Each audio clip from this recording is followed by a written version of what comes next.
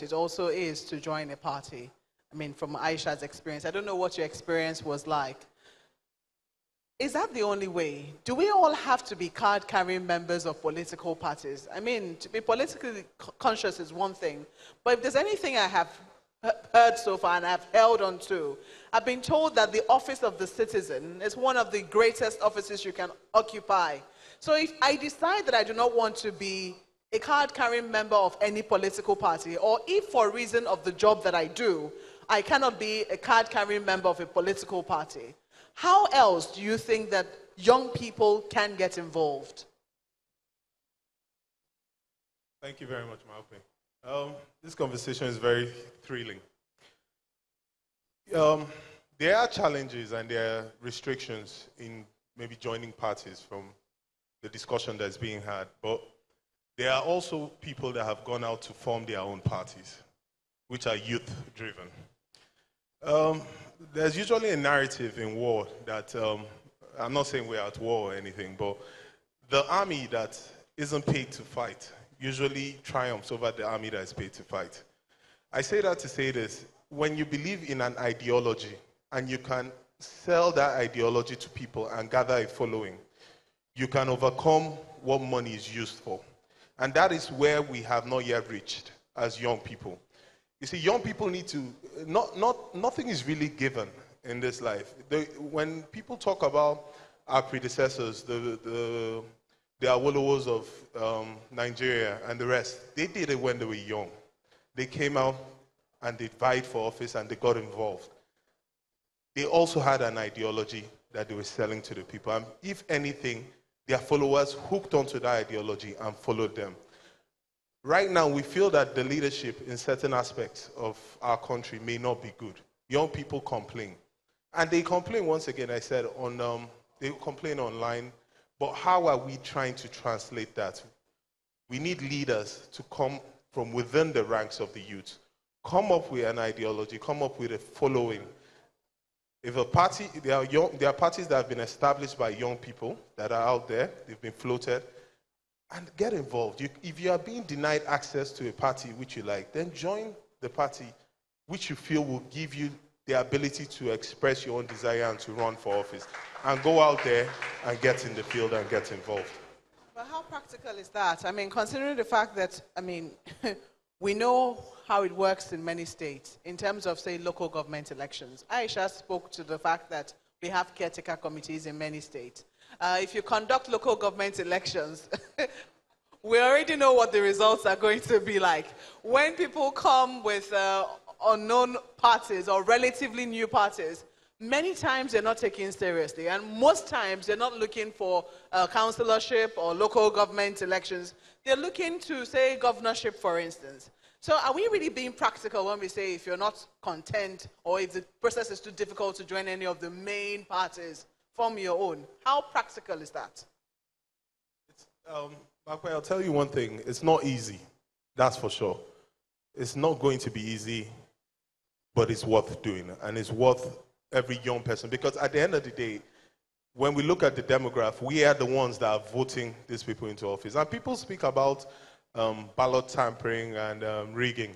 But the truth is, rigging only thrives in an environment that allows it. So when you see elections where people cast their votes, stand at the polling station and wait for it to be counted, you see that what the people want is what they get. You know, you started off by saying, I think the first question you asked me, which I didn't answer in the first round of questions, was how I got involved in politics. I have a finance background. I lived in Calabar, and I still do. And in 2014, when the current governor of Cross River State was running for office, I had a chance meeting with him. I had never met him before the day I met him in 2014. That was in September. And he was running. He wasn't even the party candidate. His Excellency Senator Professor Ben Ayade.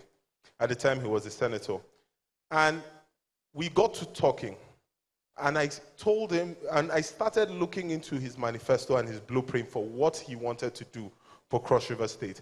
And I started explaining areas in which we could curb leakages, in which we could increase the IGR. I came from a pure technical background, and he spotted it. And he nominated me as Commissioner for Finance in 2015. At that time, I was 30 years old. And when he did that, when he nominated me as commissioner, it wasn't for finance or any portfolio. But most people thought it was going to be for maybe youth and sports, something along those lines. But when he gave me this portfolio, which was sensitive finance, I do remember and I recall that there was a lot of pressure on him not to give someone that young. But he stood by his guts. And what I say that to say this, there are people, there are leaders, there are people that are elders who actually believe in the process of mentoring young ones. When they see some ability, they pick them up and they mentor them. And that is a way we can help ourselves in politics. Well, thank you very much for that. It's definitely one way, and it's definitely a good way. But I've also seen young people who have that opportunity and will say, no, I have finally seen the murkiness of the politics around the governor. I would not run for office by myself. Do you think we can change the mind of anyone who has been appointed but says, no, I have seen how the politics is, I can't do this? Obiora. Well, thank you, Mope. You know, you can't remove that from politics. And if you are in the kitchen, you must be ready to withstand the heat. The kitchen must be hot. So for young people, I think the only way you can change it is to be in it. And you must be prepared. Mrs. Awoshika said during her presentation how we need to retool the educational system, how we need to identify skill gap and fill it up. You know, recently I was looking at the federal, there was a memo going around for federal training school. And I saw things like typewriting. I mean, it shows the training for the young people in Nigeria has not changed. So first and foremost, as young people, for us to get into politics, we must be prepared. And back to your question, how do you get in without getting muddied? One, you must be technically sound. Just like my brother Ekpeyong has said, and also my brother over there who is running for House of Assembly. When he started, he talked about the training he's undergoing with Phillips Consulting.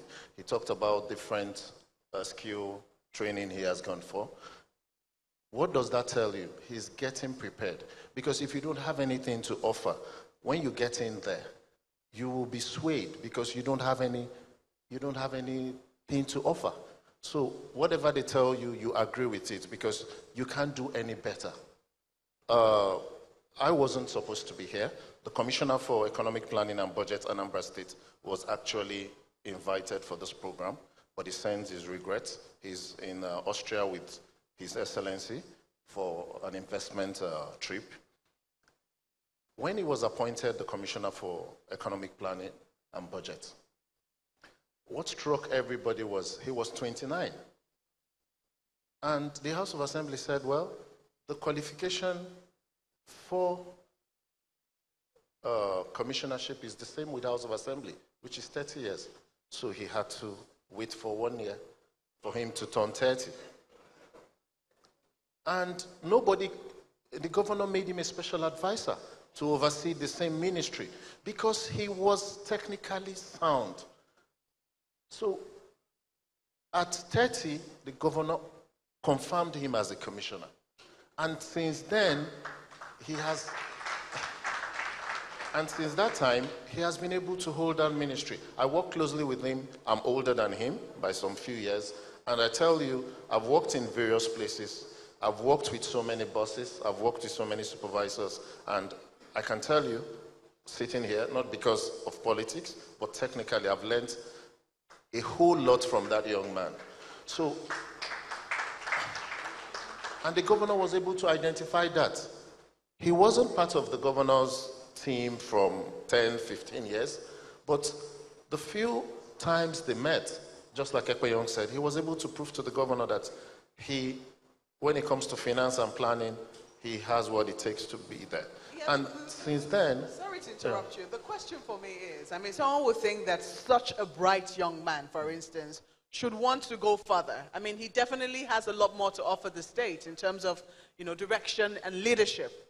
And that perhaps, you know, I'm just saying it, though. I'm not saying he wants to run for office, but, you know, he should be able to run for some office